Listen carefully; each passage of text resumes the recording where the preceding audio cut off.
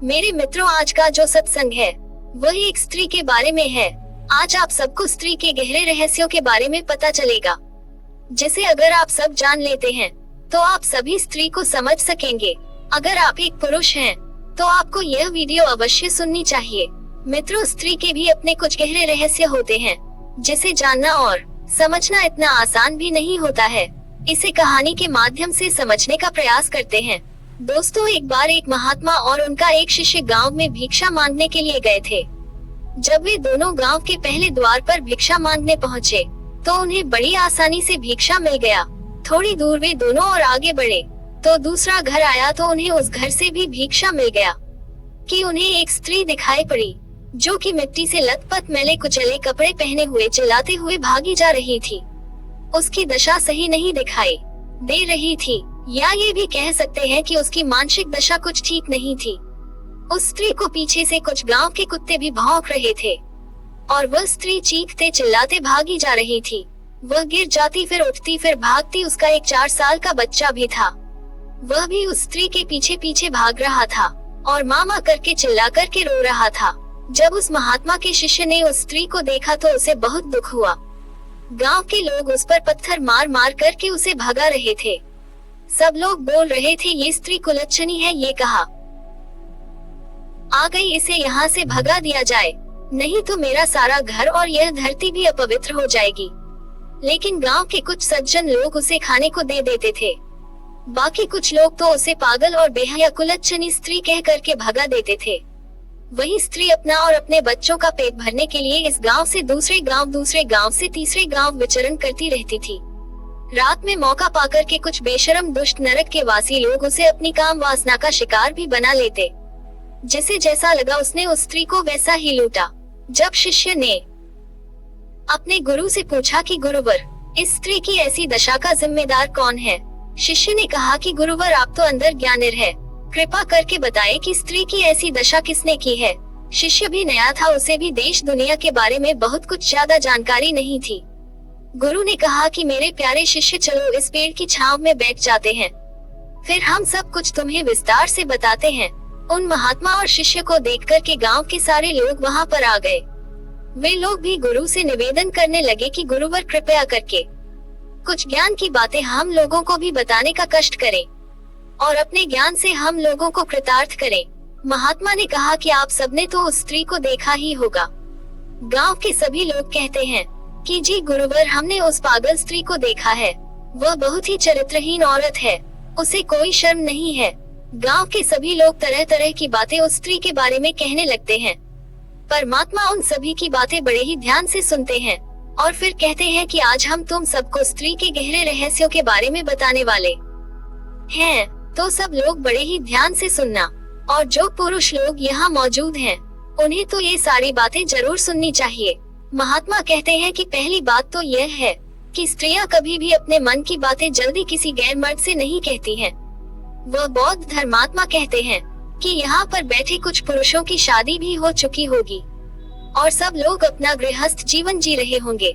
लेकिन क्या कभी तुम सब अपनी पत्नी के पास जाकर के उसको जानने का प्रयास किए हो कि उसकी जरूरत क्या है या उसके अंदर की भावनाएं क्या कह रही है? वहाँ पर बैठे सभी पुरुष एक दूसरे की ओर देखने लगे। फिर महात्मा कहते हैं कि हम ये जानने का प्रयास ही नहीं करते कि एक स्त्री को चाहिए क्या। पुरुष कुछ अपने घर का नया काम करता है तो अपनी ही मर्जी का करता है। उसे लगता है कि वह जो कर रहा है वह सही है। उसमें स्त्रियों की बात को सुनने और समझने का प्रयास ही नहीं करता।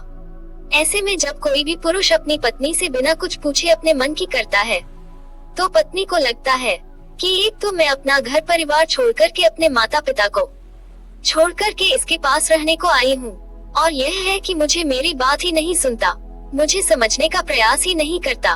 महात्मा आगे कहते हैं कि मित्रों, जरा विचार करना, क्या तुम अपने माँ बाप को छोड़कर के किसी और के घर पर रह सकते हो?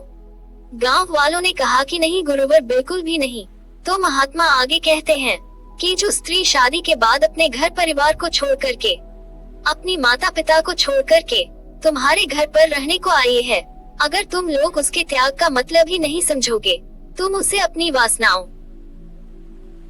की पूर्ति के लिए समझते रहोगे, तो फिर इसमें तुम्हारा विनाश तो तय है। अधिकतर लोग तो शादी सिर्फ इसलिए करते हैं ताकि उनकी वासनाओं की पूर्ति हो सके। महात्मा आगे कहते हैं कि दुनिया में ज्यादातर मर्द तो शादी इसलिए करते हैं ताकि उनकी वासना की पूर्ति उस स्त्री से हो सके। ये दुनिया की सबसे बड़े और कड़वी सच्चाई है मित्रों, क्योंकि उनके अंदर की वासना उस स्त्री से पूरी हो सकती है। अभी किसी पुरुष को ये पता चल जाए कि उसकी शादी जिस स्त्री से होने वाली है, वह बाहर से तो स्त्री दिखाई पड़ रही है पर अंदर से नहीं, तो मुझे नहीं लगता कि कोई पुरुष उस स्त्री से शादी भी करेगा। वह उस स्त्री से शादी करने को तैयार भी नहीं होगा, क्योंकि उसे पता है कि उसकी काम वासना की पूर्ति उस स्त्री से हो ही नहीं सकती। हर एक स्त्री बहुत डरी और सहमी हुई होती है मित्रों, उन्हें प्यार की जरूरत होती है। अगर तुम प्यार से उनके पास बैठोगे नहीं, उनकी बात को समझने का प्रयास ही नहीं करोगे, तो अपने मन की बात स्त्रियां तुमसे कैसे कहेंगे। पुरुष सोचता है कि औरत हमारी है बात को सुने, पुरुष उसकी बात को सुनने के लिए कभी तैयार नहीं रहता। अब जरा आप सब सोचे कि ऐसे में उस स्त्री पर क्या बीतेगी। एक तो ये कि वह अपना घर परिवार छोड़कर के आपके घर रहने को आई है, और आप है कि उसकी बात को सुनने का प्रयास ही नहीं करते, उसे समझने का प्रयास ही नहीं करते, क्योंकि आपने तो उसे अपनी वासना की पूर्ति के लिए शादी की है। अगर दुनिया का हर एक पुरुष अपनी पत्नी की बात को सुने, या हर कोई व्यक्ति की किसी भी स्त्री के दिल की बात को ध्यान से सुने, समझे, उसे अच्छे तरीके से जाने, तो स्त्रियों को भी अपनी बात कहने का मौका मिलेगा। फिर वह अपने अंदर की बात आपसे जरूर कहेंगे, और जब वह अपने अंदर की बात आपसे कहेंगे, तो ही आप एक स्त्री के मन की बात को समझ सकते हैं। लोग कहते हैं कि स्त्रियों को समझ पाना बहुत ही मुश्किल है, कोई मुश्किल नहीं है। बस आप ध्यान पूर्वक बैठ जाइए, चुप मार कर के उसकी बात को सुनने और समझने का प्रयास करिए। क्या होगा, ज्यादा से ज्यादा वह 10 से 15 मिनट, 20 मिनट से आधे घंटे आपसे बकवास कर लेगी, लेकिन इस बकवास में उस स्त्री के अंदर की दबी सारी बातें निकल आएंगे, उसका मन हल्का हो जाएगा। स्त्रियां हर एक मर्द को, हर एक पुरुष को अपनी बातें नहीं बताती हैं। वह जिसे अपना समझती है उसे ही अपनी बात कहने का प्रयास करती है। और अगर मैं आपसे पूछूं कि आपका अपना कौन है, तो आप सभी यह कहेंगे कि जो हमें समझता हो, जो हमारी बात को सुनता हो। तो एक स्त्री का अपना कौन लगेगा? जो मर्द उसकी बात को ध्यान पूर्वक सुनता हो, उसे अच्छे से समझता हो, उससे प्यार से बातें करता हो, तभी तो वह स्त्री आपसे अपनी मन की बातें बताएगी। तो अगर किसी स्त्री को समझना है, तो उसके साथ कुछ पल शांतिपूर्वक बिताए, उसे अपनापन होने का एहसास दिलाए, उसके साथ नरमी से पेश आए। तब महात्मा कहते हैं कि अभी जो आप लोगों ने उस स्त्री को जाते हुए देखा, उसकी हालत खराब है, उसका जिम्मेदार कौन है? कहीं न कहीं उसके परिवार वाले और यह समाज है। महात्मा ने कहा कि मित्रों, दूसरी बात जिसकी वजह से कोई स्त्री शांति से जी ही नहीं पाती, वह ये है कि हम उन्हें पिंजरे में कैद करके रखते हैं। गांव वालों ने कहा कि गुरुवर, पिंजरे में कैद रहने का तात्पर्य क्या है? फिर महात्मा गांव वाले से कहते हैं कि अभी जो सामने आप सबको वह घर दिखाई दे रहा है, उस घर के बाहर जो दरवाजा है, अगर मैं उस दरवाजे पर ये लिख दूं कि इस दरवाजे को खोलना मत, तो लोगों की आकांक्षा बढ़ जाएगी कि ऐसा क्या है उस दरवाजे के अंदर, उस पर ऐसा क्यों लिखा हुआ है कि दरवाजे को खोलना मत। आप न चाहते हुए भी अपनी नजरें उस दरवाजे पर से नहीं हटा पाएंगे, और आपकी उत्सुकता अधिक बढ़ जाएंगे कि ऐसा क्या है उस दरवाजे के अंदर जिस पर लिखा है कि इस दरवाजे को खोलना मत। फिर हर कोई उस दरवाजे को खोलना चाहेगा। मित्रों, ठीक उसी प्रकार अगर हम किसी स्त्री को नजरबंद रखेंगे, उसे अपने घर में ही रखते हैं, उसे बाहर जाने की अनुमति नहीं देंगे, या कोई जवान युवती ही क्यों ना हो, अगर हम उसे उतनी आजादी नहीं देंगे, तो वह उस घर से उतना ही भागने का प्रयास करेगी, क्योंकि उसकी उत्सुकता बढ़ जाएगी कि बाहरी समाज में क्या चल रहा है। वह आपके घर में तो रहेगी, लेकिन उसका मन हमेशा बाहर भागता रहेगा। उसकी उत्सुकता बाहर की दुनिया की तरफ ज्यादा ही रहेगी। कहते हैं कि जिस घर में स्त्रियों को आजादी नहीं मिलती है, उनको सिर्फ घर में ही रखा जाता है, बाहर जाने से मना किया जाता है। फिर उस घर की स्त्रियां या उस घर की जवान युवतियां उतना ही घर से बाहर भागने का प्रयास करती है। जितना ज्यादा आप उन स्त्रियों को कैद करके रखेंगे, उनकी उत्सुकता बाहरी समाज के प्रति बढ़ती चली जाएगी। अर्थात वह अपने शरीर से तो अपने घर में रहेंगी, लेकिन उनका मन हमेशा बाहर विचरण करता रहेगा, और जब भी उन्हें मौका मिलेगा तो वह घर से बाहर जरूर भागेंगे। फिर आप सब यह मत कहना कि मेरी बेटी या फिर मेरी बहू घर से भाग गई, इसमें उसका कोई कसूर नहीं है।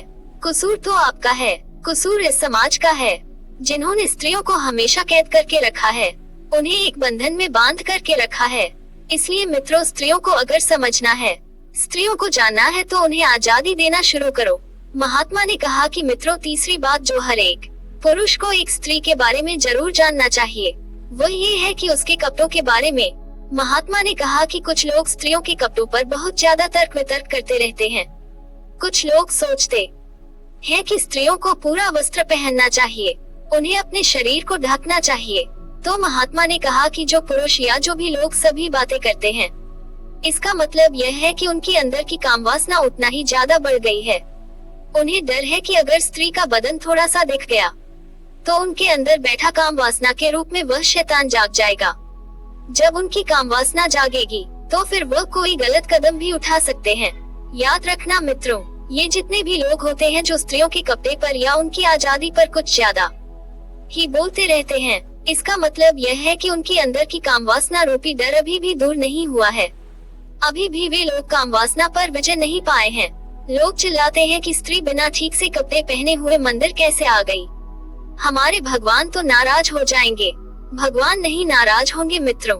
कहते हैं कि भगवान हम सभी का पिता है और हम सब भगवान के बेटे हैं। तो एक पिता अपने बेटे और अपनी बेटी को अपनी गोद में लेकर के खिलाता है। भगवान के लिए स्त्री और पुरुष सब एक समान है। परमात्मा की नजरों में पुरुष और स्त्री लिंग में कोई भेद नहीं होता है। ये परमात्मा ने, ये भगवान ने ही शरीर का निर्माण किया है और शरीर का कोई भी अंग खराब नहीं होता है। सभी अंग का अपनी अपनी जगह पर अपना अपना एक अलग उपयोग है। हाथ का काम, नाक का काम, मस्तिष्क का, कमर, सबका अपना अलग अलग काम होता है। हमारे शरीर के जितने भी अंग हैं, उनका अपनी अपनी जगह पर एक अलग अलग उपयोग है। पुरुष और स्त्री की जन्नेंद्रियों का भी अपना एक अलग उपयोग है। ऐसा नहीं है कि जन्नेंद्रिय होना कोई गुनाह है। अगर हमारे शरीर में जन्नेंद्रियों का होना गुनाह है, तो जन्नेंद्रिय इतनी खराब चीज होती तो ये प्रकृति, यह परमात्मा, ये भगवान उसे बनाता ही नहीं। कहने का मतलब यह है कि जो व्यक्ति जितना ज्यादा स्त्रियों के कपड़ों पर, उस सब पर ज्यादा बातें करता है, उसके अंदर की कामवासना अभी भी जागृत है। जो व्यक्ति कामवासना पर विजय पा लेता है, उसको स्त्रियों के कपड़ों से, उसके जन्नेंद्रियों से कोई मतलब नहीं रह जाता। यहाँ तक कि अगर नग्न स्त्री भी ऐसे पुरुष के सामने खड़ी दिखाई पड़ जाए, तो भी उस पुरुष को कुछ भी नहीं होगा। उसका आकर्षण उस स्त्री के प्रति नाम मात्र का भी नहीं रहेगा, क्योंकि उसने तो अपनी कामवासना पर विजय पा ली है।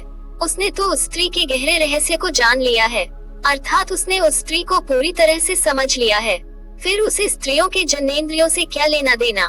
फिर वह स्त्री उस पुरुष के सामने किसी भी रूप में आए, चाहे कपड़े पहनकर आए या फिर नग्न अवस्था में, उसके लिए तो सब एक समान है, क्योंकि वह काम वासना पर विजय पा लेने वाला पुरुष है।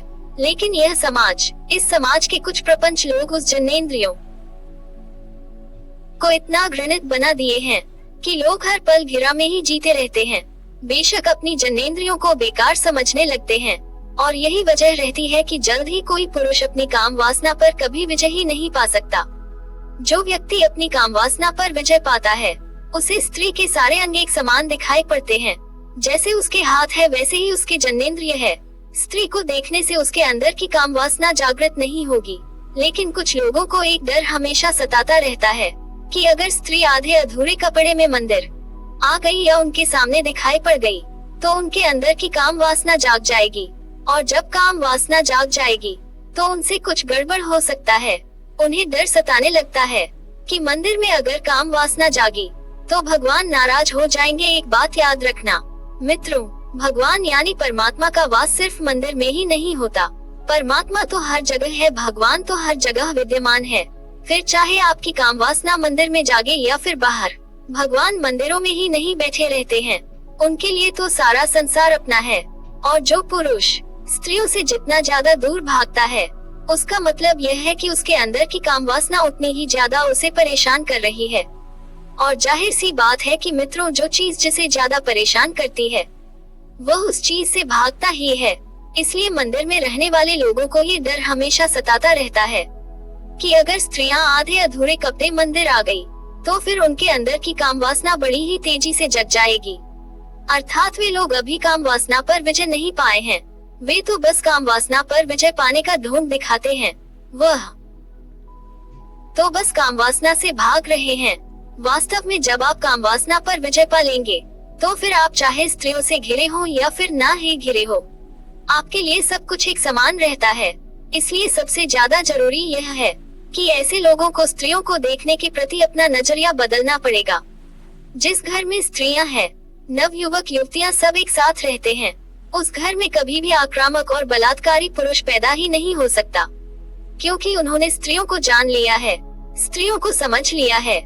जितने भी लोग ब्रह्मचर्य के पालन के लिए बड़े बड़े कसम खाते हैं, इसका मतलब यह है कि उनके अंदर की काम वासना अत्यधिक हो रही है।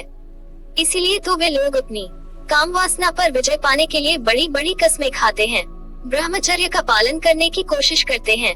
कोई ब्रह्मचर्य का पालन करने की कोशिश क्यों करेगा?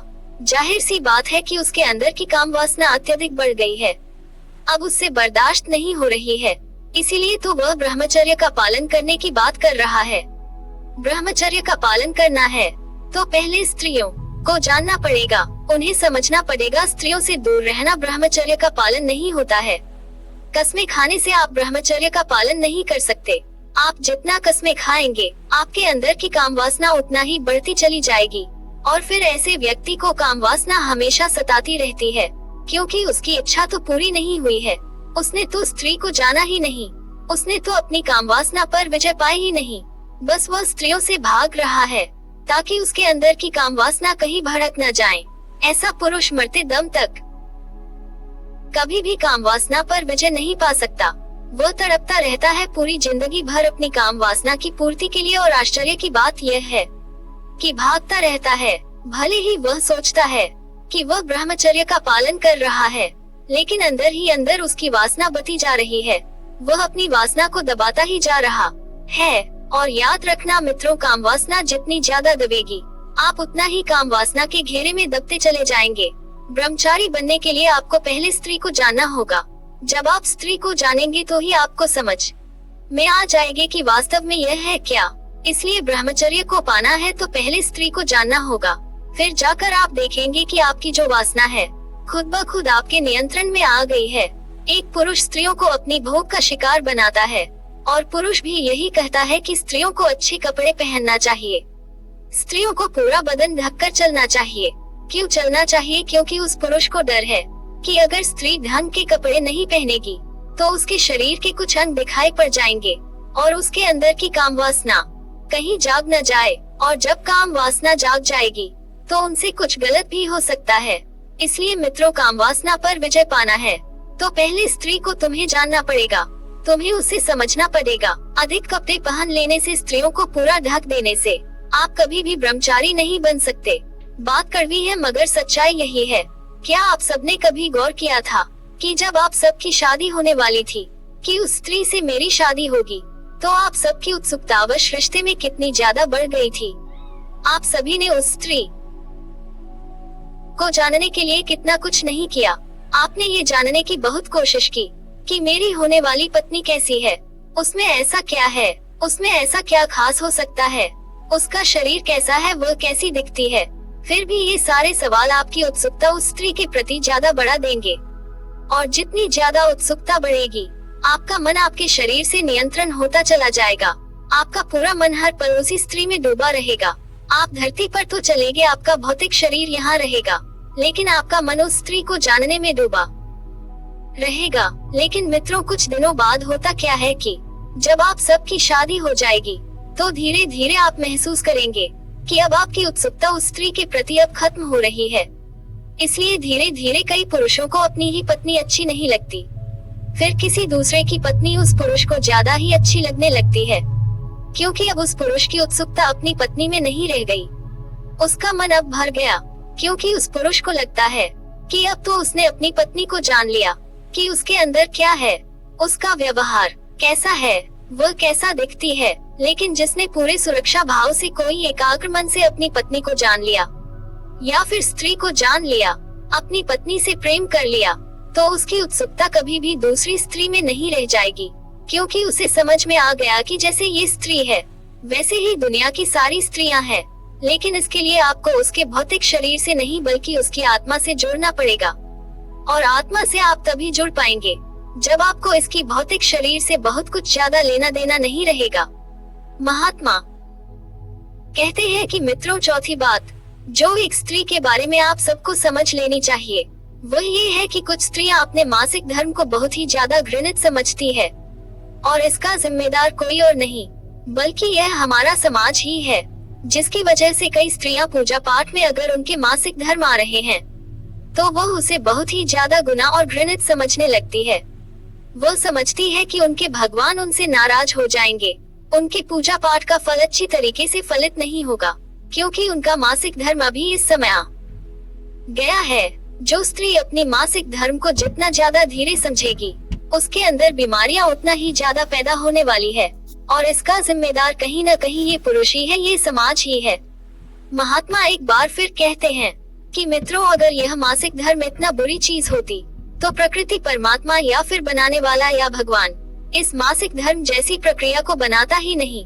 जब स्त्रियों में मासिक धर्म आता है तो उनके शरीर का तापमान बढ़ जाता है। ऐसे में मंदिर में बैठे पुजारी को ये डर सताने लगता है कि अगर ऐसी स्त्री उनके पास आ गई तो उसके प्रभाव से उसके अंदर की काम वासना जाग जाएगी। इसलिए मित्रों, कई जगह परिस्थितियों को मंदिर में जाने से रोका जाता है क्योंकि मंदिर में पुजारी को ये डर है कि उसकी वासना कहीं जाग न जाए। अगर पुरुष अपनी पत्नी को इस बारे में नहीं समझाएगा कि जैसे शरीर की सारी प्रक्रियाएं होती है वैसे ही यह भी होती है। अगर आपका मासिक धर्म आ रहा है फिर भी अगर स्त्री पूजा कर रही है तो इसमें कोई भी गुनाह की बात नहीं है क्योंकि अगर यह इतनी खराब चीज होती तो ये प्रकृति इसे कभी बनाती ही नहीं। इस बात को जो स्त्री जितनी ज्यादा, मेरे मित्रों, आज का जो सत्संग है वही एक स्त्री के बारे में है। आज आप सबको स्त्री के गहरे रहस्यों के बारे में पता चलेगा जिसे अगर आप सब जान लेते हैं तो आप सभी स्त्री को समझ सकेंगे। अगर आप एक पुरुष हैं तो आपको यह वीडियो अवश्य सुननी चाहिए। मित्रों, स्त्री के भी अपने कुछ गहरे रहस्य होते हैं जिसे जानना और समझना इतना आसान भी नहीं होता है। इसे कहानी के माध्यम से समझने का प्रयास करते हैं। दोस्तों, एक बार एक महात्मा और उनका एक शिष्य गांव में भिक्षा मांगने के लिए गए थे। जब वे दोनों गांव के पहले द्वार पर भिक्षा मांगने पहुंचे तो उन्हें बड़ी आसानी से भिक्षा मिल गया। थोड़ी दूर वे दोनों और आगे बढ़े तो दूसरा घर आया तो उन्हें उस घर से भी भिक्षा मिल गया कि उन्हें एक स्त्री दिखाई पड़ी जो कि मिट्टी से लथपथ मैले कुचले कपड़े पहने हुए चिल्लाते हुए भागी जा रही थी। उसकी दशा सही नहीं दिखाई दे रही थी, या ये भी कह सकते हैं कि उसकी मानसिक दशा कुछ ठीक नहीं थी। उस स्त्री को पीछे से कुछ गांव के कुत्ते भी भौंक रहे थे और वह स्त्री चीखते चिल्लाते भागी जा रही थी। वह गिर जाती, फिर उठती, फिर भागती। उसका एक 4 साल का बच्चा भी था, वह भी उस स्त्री के पीछे पीछे भाग रहा था और मामा करके चिल्ला करके रो रहा था। जब उस महात्मा के शिष्य ने उस स्त्री को देखा तो उसे बहुत दुख हुआ। गांव के लोग उस पर पत्थर मार मार करके उसे भगा रहे थे। सब लोग बोल रहे थे, ये स्त्री कुलच्छनी है, ये कहाँ आ गई, इसे यहाँ से भगा दिया जाए, नहीं तो मेरा सारा घर और यह धरती भी अपवित्र हो जाएगी। लेकिन गांव के कुछ सज्जन लोग उसे खाने को दे देते थे, बाकी कुछ लोग तो उसे पागल और बेहया कुलच्छनी स्त्री कह करके भगा देते थे। वही स्त्री अपना और अपने बच्चों का पेट भरने के लिए इस गांव से दूसरे गांव, दूसरे गांव से तीसरे गांव विचरण करती रहती थी। रात में मौका पाकर के कुछ बेशरम दुष्ट नरक के वासी लोग उसे अपनी काम वासना का शिकार भी बना लेते। जिसे जैसा लगा उसने उस स्त्री को वैसा ही लूटा। जब शिष्य ने अपने गुरु से पूछा कि गुरुवर, इस स्त्री की ऐसी दशा का जिम्मेदार कौन है? शिष्य ने कहा कि गुरुवर, आप तो अंदर ज्ञानिर है, कृपा करके बताएं कि स्त्री की ऐसी दशा किसने की है। शिष्य भी नया था, उसे भी देश दुनिया के बारे में बहुत कुछ ज्यादा जानकारी नहीं थी। गुरु ने कहा कि मेरे प्यारे शिष्य, चलो इस पेड़ की छांव में बैठ जाते हैं, फिर हम सब कुछ तुम्हें विस्तार से बताते हैं। उन महात्मा और शिष्य को देखकर के गांव के सारे लोग वहां पर आ गए। वे लोग भी गुरु से निवेदन करने लगे कि गुरुवर, कृपया करके कुछ ज्ञान की बातें हम लोगों को भी बताने का कष्ट करें और अपने ज्ञान से हम लोगों को कृतार्थ करें। महात्मा ने कहा कि आप सबने तो उस स्त्री को देखा ही होगा। गांव के सभी लोग कहते हैं कि जी गुरुवर, हमने उस पागल स्त्री को देखा है, वह बहुत ही चरित्रहीन औरत है, उसे कोई शर्म नहीं है। गांव के सभी लोग तरह तरह की बातें उस स्त्री के बारे में कहने लगते हैं। परमात्मा उन सभी की बातें बड़े ही ध्यान से सुनते हैं और फिर कहते हैं कि आज हम तुम सबको स्त्री के गहरे रहस्यों के बारे में बताने वाले हैं। तो सब लोग बड़े ही ध्यान से सुनना, और जो पुरुष लोग यहाँ मौजूद हैं, उन्हें तो ये सारी बातें जरूर सुननी चाहिए। महात्मा कहते हैं कि पहली बात तो यह है कि स्त्रियां कभी भी अपने मन की बातें जल्दी किसी गैर मर्द से नहीं कहती हैं।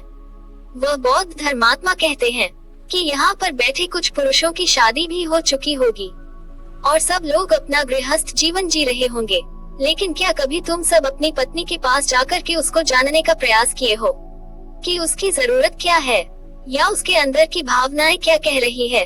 वहाँ पर बैठे सभी पुरुष एक दूसरे की ओर देखने लगे। फिर महात्मा कहते हैं कि हम ये जानने का प्रयास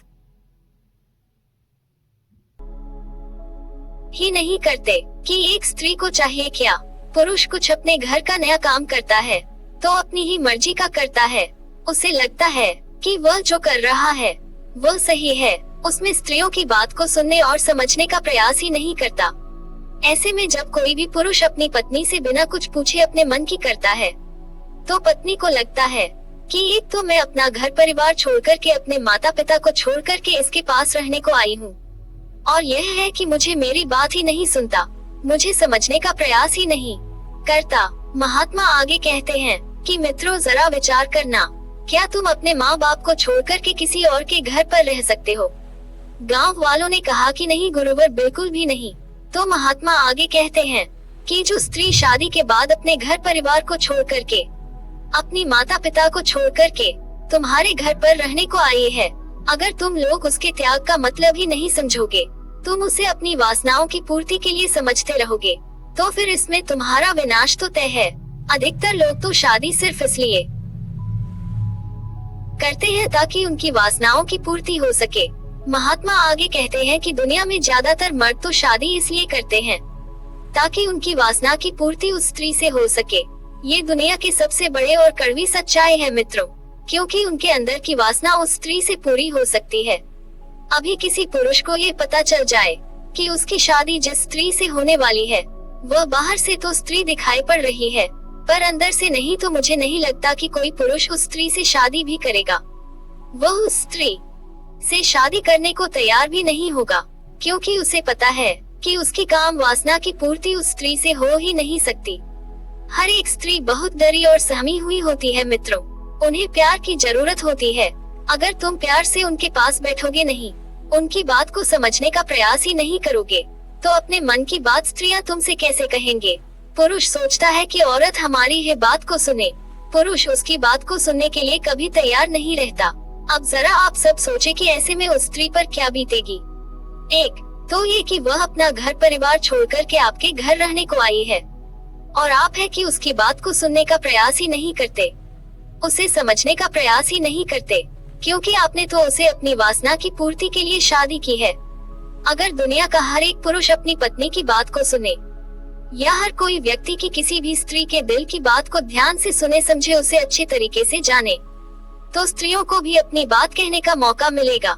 फिर वह अपने अंदर की बात आपसे जरूर कहेंगे, और जब वह अपने अंदर की बात आपसे कहेंगे तो ही आप एक स्त्री के मन की बात को समझ सकते हैं।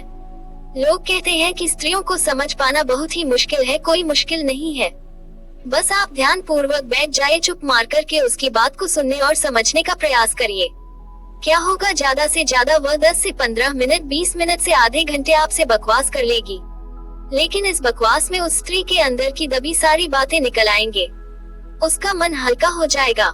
स्त्रियां हर एक मर्द को, हर एक पुरुष को अपनी बातें नहीं बताती हैं, वह जिसे अपना समझती है उसे ही अपनी बात कहने का प्रयास करती है। और अगर मैं आपसे पूछूं कि आपका अपना कौन है, तो आप सभी यह कहेंगे कि जो हमें समझता हो, जो हमारी बात को सुनता हो। तो एक स्त्री का अपना कौन लगेगा? जो मर्द उसकी बात को ध्यान पूर्वक सुनता हो, उसे अच्छे से समझता हो, उससे प्यार से बातें करता हो, तभी तो वह स्त्री आपसे अपनी मन की बातें बताएगी। तो अगर किसी स्त्री को समझना है तो उसके साथ कुछ पल शांतिपूर्वक बिताए, उसे अपनापन होने का एहसास दिलाए, उसके साथ नरमी से पेश आए। तब महात्मा कहते हैं कि अभी जो आप लोगों ने उस स्त्री को जाते हुए देखा, उसकी हालत खराब है, उसका जिम्मेदार कौन है? कहीं न कहीं उसके परिवार वाले और यह समाज है। महात्मा ने कहा कि मित्रों, दूसरी बात जिसकी वजह से कोई स्त्री शांति से जी ही नहीं पाती, वह ये है कि हम उन्हें पिंजरे में कैद करके रखते हैं। गांव वालों ने कहा कि गुरुवर, पिंजरे में कैद रहने का तात्पर्य क्या है? फिर महात्मा गांव वाले से कहते हैं कि अभी जो सामने आप सबको वो घर दिखाई दे रहा है, उस घर के बाहर जो दरवाजा है, अगर मैं उस दरवाजे पर ये लिख दूं कि इस दरवाजे को खोलना मत, तो लोगों की आकांक्षा बढ़ जाएगी कि ऐसा क्या है उस दरवाजे के अंदर, उस पर ऐसा क्यों लिखा हुआ है कि दरवाजे को खोलना मत। आप न चाहते हुए भी अपनी नजरें उस दरवाजे पर से नहीं हटा पाएंगे और आपकी उत्सुकता अधिक बढ़ जाएंगे कि ऐसा क्या है उस दरवाजे के अंदर जिस पर लिखा है कि इस दरवाजे को खोलना मत। फिर हर कोई उस दरवाजे को खोलना चाहेगा। मित्रों, ठीक उसी प्रकार अगर हम किसी स्त्री को नजरबंद रखेंगे, उसे अपने घर में ही रखते हैं, उसे बाहर जाने की अनुमति नहीं देंगे, या कोई जवान युवती ही क्यों ना हो, अगर हम उसे उतनी आजादी नहीं देंगे, तो वो उस घर से उतना ही भागने का प्रयास करेगी, क्योंकि उसकी उत्सुकता बढ़ जाएगी कि बाहरी समाज में क्या चल रहा है। वह आपके घर में तो रहेगी, लेकिन उसका मन हमेशा बाहर भागता रहेगा। उसकी उत्सुकता बाहर की दुनिया की तरफ ज्यादा ही रहेगी। कहते हैं कि जिस घर में स्त्रियों को आजादी नहीं मिलती है, उनको सिर्फ घर में ही रखा जाता है, बाहर जाने से मना किया जाता है। फिर उस घर की स्त्रियां या उस घर की जवान युवतियां उतना ही घर से बाहर भागने का प्रयास करती है। जितना ज्यादा आप उन स्त्रियों को कैद करके रखेंगे, उनकी उत्सुकता बाहरी समाज के प्रति बढ़ती चली जाएगी। अर्थात वह अपने शरीर से तो अपने घर में रहेंगी, लेकिन उनका मन हमेशा बाहर विचरण करता रहेगा, और जब भी उन्हें मौका मिलेगा तो वह घर से बाहर जरूर भागेंगे। फिर आप सब यह मत कहना कि मेरी बेटी या फिर मेरी बहू घर से भाग गई, इसमें उसका कोई कसूर नहीं है। कसूर तो आपका है, कसूर इस समाज का है, जिन्होंने स्त्रियों को हमेशा कैद करके रखा है, उन्हें एक बंधन में बांध करके रखा है। इसलिए मित्रों, स्त्रियों को अगर समझना है, स्त्रियों को जानना है, तो उन्हें आजादी देना शुरू करो। महात्मा ने कहा कि मित्रों, तीसरी बात जो हर एक पुरुष को एक स्त्री के बारे में जरूर जानना चाहिए, वह ये है कि उसके कपड़ों के बारे में। महात्मा ने कहा कि कुछ लोग स्त्रियों के कपड़ों पर बहुत ज्यादा तर्क वितर्क करते रहते हैं। कुछ लोग सोचते हैं कि स्त्रियों को पूरा वस्त्र पहनना चाहिए, उन्हें अपने शरीर को ढकना चाहिए। तो महात्मा ने कहा कि जो पुरुष या जो भी लोग सभी बातें करते हैं, इसका मतलब यह है कि उनकी अंदर की कामवासना उतना ही ज्यादा बढ़ गई है। उन्हें डर है कि अगर स्त्री का बदन थोड़ा सा दिख गया, तो उनके अंदर बैठा कामवासना के रूप में वह शैतान जाग जाएगा। जब उनकी कामवासना जागेगी, तो फिर वह कोई गलत कदम भी उठा सकते हैं। याद रखना मित्रों, ये जितने भी लोग होते हैं जो स्त्रियों के कपड़े पर या उनकी आजादी पर कुछ ज्यादा ही बोलते रहते हैं, इसका मतलब यह है कि उनकी अंदर की कामवासना रूपी डर अभी भी दूर नहीं हुआ है। अभी भी वे लोग कामवासना पर विजय नहीं पाए हैं। लोग चिल्लाते हैं कि स्त्री बिना ठीक से कपड़े पहने हुए मंदिर कैसे आ गई, हमारे भगवान तो नाराज हो जाएंगे। भगवान नहीं नाराज होंगे मित्रों। कहते हैं कि भगवान हम सभी का पिता है और हम सब भगवान के बेटे हैं। तो एक पिता अपने बेटे और अपनी बेटी को अपनी गोद में लेकर के खिलाता है। भगवान के लिए स्त्री और पुरुष सब एक समान है। परमात्मा की नजरों में पुरुष और स्त्री लिंग में कोई भेद नहीं होता है। ये परमात्मा ने, ये भगवान ने ही शरीर का निर्माण किया है, और शरीर का कोई भी अंग खराब नहीं होता है। सभी अंग का अपनी अपनी जगह पर अपना अपना एक अलग उपयोग है। हाथ का काम, नाक का काम, मस्तिष्क का कमर, सबका अपना अलग अलग काम होता है।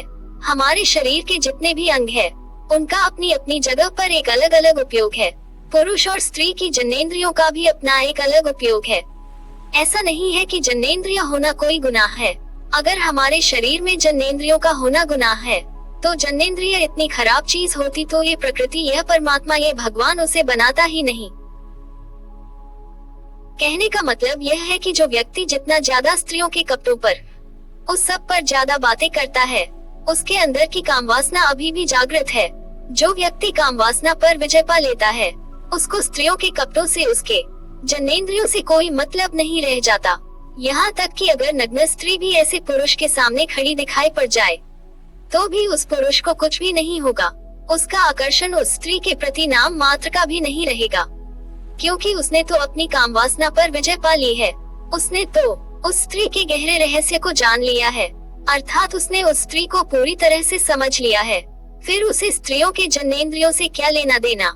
फिर वह स्त्री उस पुरुष के सामने किसी भी रूप में आए, चाहे कपड़े पहनकर आए या फिर नग्न अवस्था में, उसके लिए तो सब एक समान है, क्योंकि वह काम वासना पर विजय पा लेने वाला पुरुष है।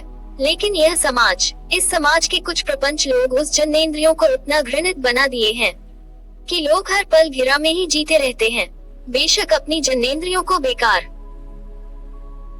समझने लगते हैं। और यही वजह रहती है कि जल्द ही कोई पुरुष अपनी काम वासना पर कभी विजय ही नहीं पा सकता।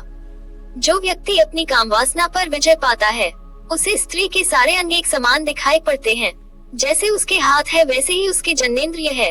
स्त्री को देखने से उसके अंदर की काम वासना जागृत नहीं होगी, लेकिन कुछ लोगों को एक डर हमेशा सताता रहता है कि अगर स्त्री आधे अधूरे कपड़े में मंदिर आ गई या उनके सामने दिखाई पड़ गई, तो उनके अंदर की काम वासना जाग जाएगी, और जब काम वासना जाग जाएगी तो उनसे कुछ गड़बड़ हो सकता है।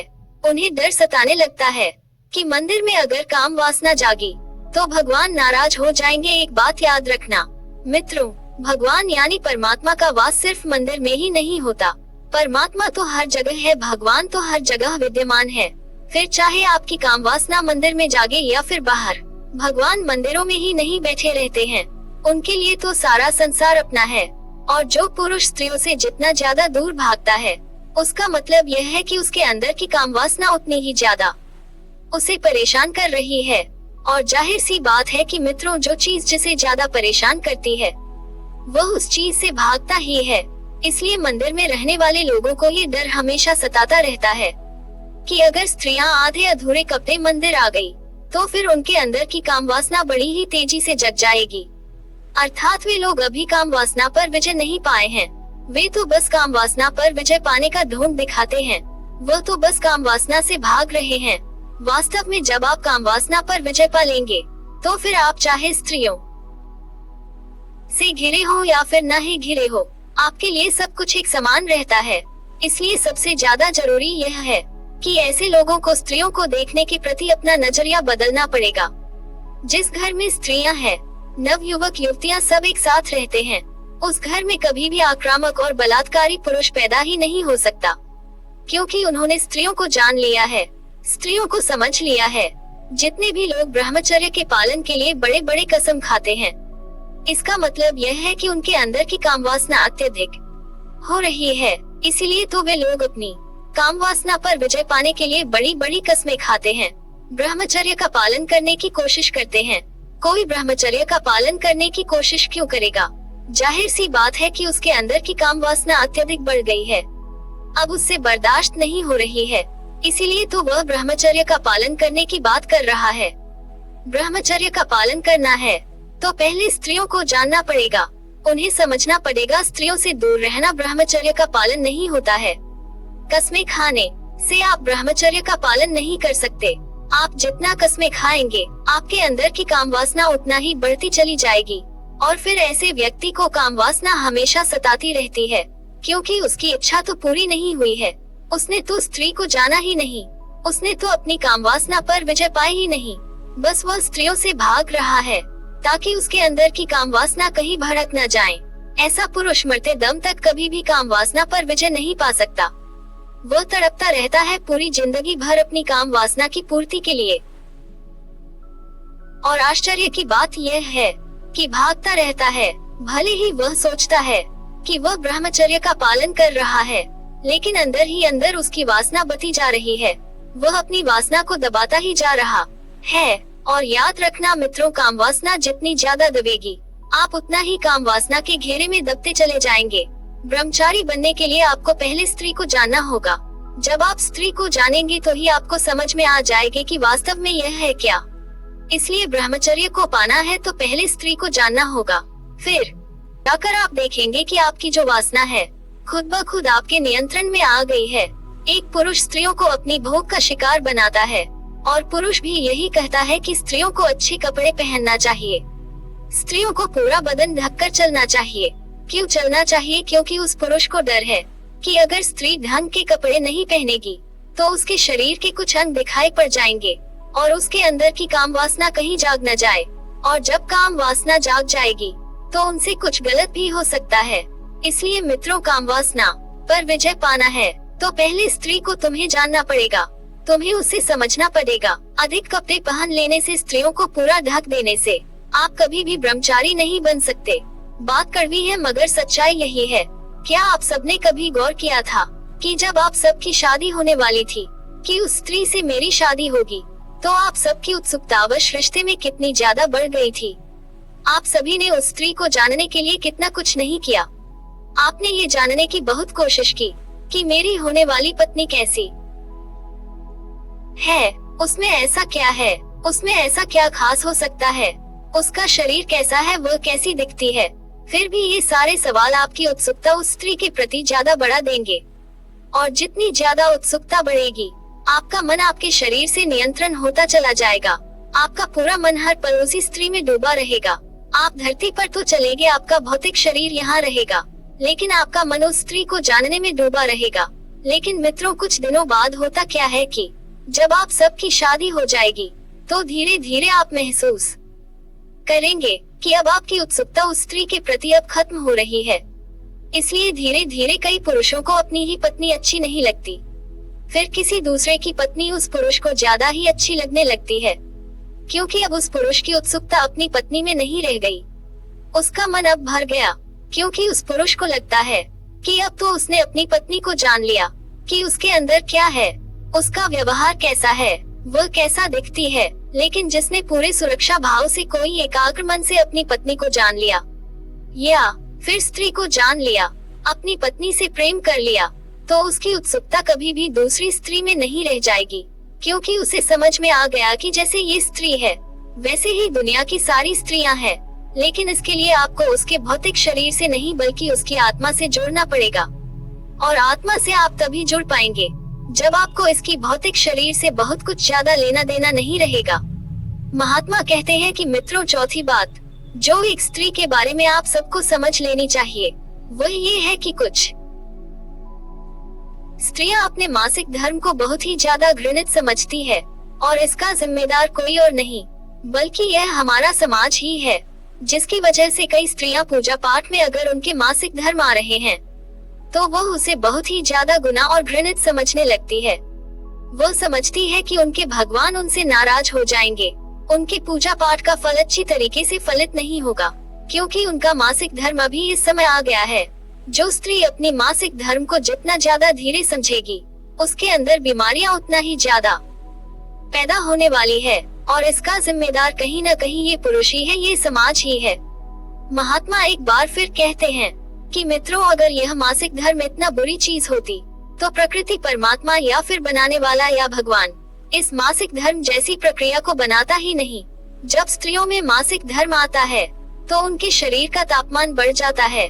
ऐसे में मंदिर में बैठे पुजारी को ये डर सताने लगता है कि अगर ऐसी स्त्री उनके पास आ गई तो उसके प्रभाव से उसके अंदर की काम वासना जाग जाएगी।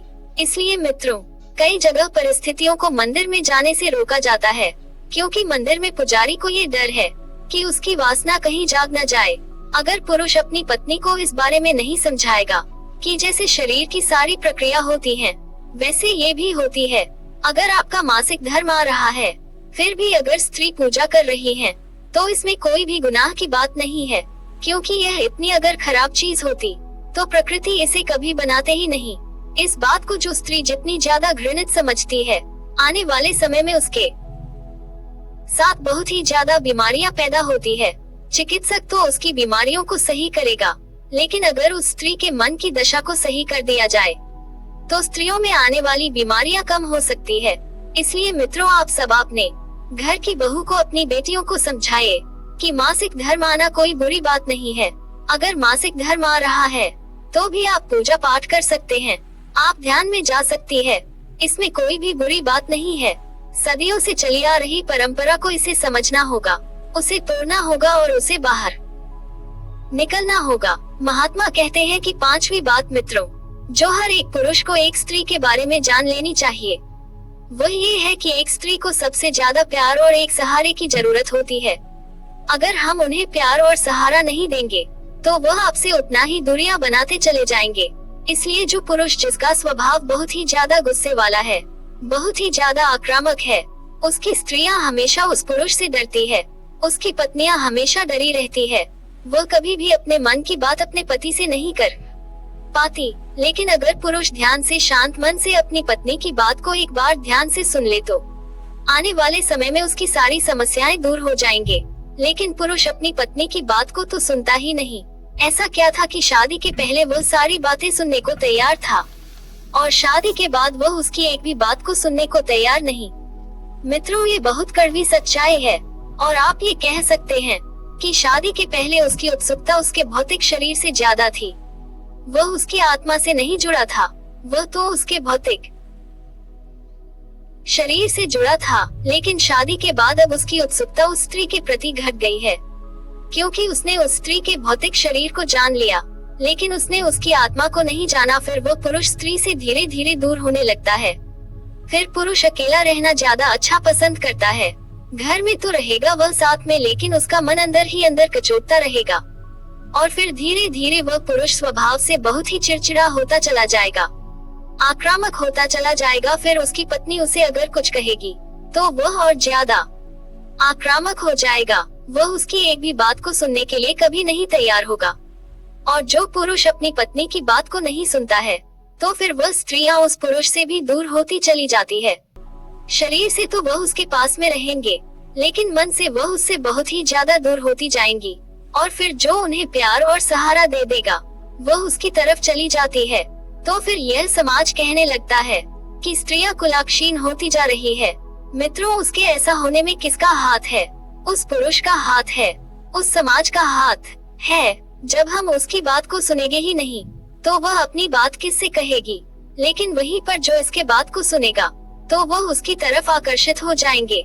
इसमें भी हम पुरुष स्त्रियों को ही दोष देते हैं और आज के समय में स्त्रियों के बिगड़ने की दशा भी यही है कि उन्हें कोई समझ ही नहीं रहा है। इसलिए मित्रों, स्त्रियों का स्वभाव भी बदलता जा रहा है, इसलिए उनका भी स्वभाव आक्रामक होता चला जा रहा है। छठी बात जो हर एक पुरुष को एक स्त्री के बारे में जान लेनी चाहिए वह ये है कि उन्हें भी आजादी और प्यार की जरूरत होती है। आप अपने घर की स्त्रियों को भी आजादी दीजिए, उन्हें भी सम्मान का दर्जा दीजिए, उन्हें भी प्यार दीजिए। फिर देखना उनकी उत्सुकता उस बाहरी समाज के प्रति नहीं रहेगी, क्योंकि उन्होंने जान लिया कि बाहरी समाज में क्या है। तो फिर उनकी उत्सुकता खत्म हो जाएगी और फिर वे अपने घर की तरफ ज्यादा आकर्षित रहेंगे। लेकिन उन्होंने बाहरी समाज को जाना ही नहीं, तो उनकी उत्सुकता बार बार उस बाहरी दुनिया के प्रति भागती रहेगी और उनका मन अपने घर में कभी भी नहीं लगेगा, क्योंकि उन्होंने अपने घर के मर्दों को तो जान लिया लेकिन बाहरी दुनिया के मर्दों को नहीं जाना, यानी बाहरी दुनिया के लोगों को नहीं जाना। और जब तक नहीं जाना तब तक उनका मन भागता रहेगा और जब तक वे लोग जान नहीं लेंगे तब तक उनका मन भागता रहेगा। इसलिए उन्हें भी आजादी दीजिए, उन्हें भी प्यार दीजिए, ताकि वह भी अपनी जिंदगी को आजादी से जी सके। महात्मा कहते हैं कि मित्रों, सातवीं बात जो हर एक पुरुष को एक स्त्री के बारे में जाननी चाहिए। एक स्त्री को उस समय सबसे ज्यादा सहारे की जरूरत होती है जब वह शादी करके अपने माता पिता को छोड़कर के अपने घर पर आती है, क्योंकि वह अपने माता पिता को छोड़कर के आपके घर आई है। अगर आप अपने उस घर में अपनी उस स्त्री का, अपनी उस पत्नी का सम्मान नहीं करेंगे, उसकी बात को समझेंगे नहीं, तो उसे उस घर के लोगों को स्वीकार करना बहुत ही मुश्किल होता जाएगा। लेकिन समाज तो ये देखने में भूल जाता है कि वह दहेज में क्या लाई है। उसने तो उसके व्यक्तित्व के बारे में, उसके अंदर क्या बीत रही है, उसके बारे में जानने का प्रयास ही नहीं करता है। दुनिया तो इस बारे में बात करती कि वह दहेज में क्या चीज लाई है। महात्मा कहते हैं कि यह स्त्री अभी पागल हुई घूम रही है। इसको बर्बाद करने में कहीं न कहीं ये समाज बहुत ही ज्यादा जिम्मेदार है। अगर इसके घर वाले इसके बात को समझते या समाज इसे अपना लेता तो इसकी आज ऐसी दशा नहीं हुई होती।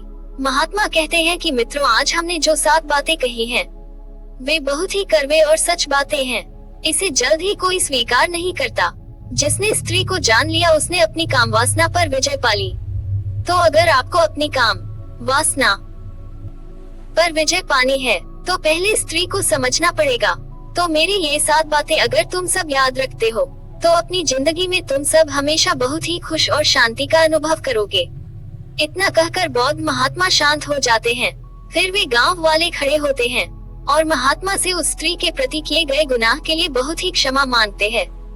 गांव वाले कहते हैं कि महात्मा मुझे क्षमा कीजिएगा, मैंने स्त्रियों को समझने में बहुत बड़ी गलती की है और अब मैं यह नहीं चाहता कि स्त्री पागल बनी घूमती रहे। गांव वाले जाते हैं और उस मिट्टी में लथपथ स्त्री को और उसे उसके घर पर छोड़ देते हैं। महात्मा उन सभी को आशीर्वाद देकर के अपनी मार्ग के लिए आगे के लिए रवाना हो जाते हैं। मित्रों, आपको भी ये 7 बातें जानकर के बहुत कुछ सीखने और समझने को मिला होगा। मित्रों, अगर आप सब मेरी बातें सुन रहे हैं तो मेरी वीडियो जरूर शेयर कीजिएगा ताकि लोगों को इन सब के बारे में बहुत कुछ पता चले। इस वीडियो में बने रहने के लिए सच्चे दिल से आपका बहुत बहुत आभार। आप और आपका परिवार हमेशा खुशी और प्रसन्न रहें। आपका बहुत बहुत धन्यवाद।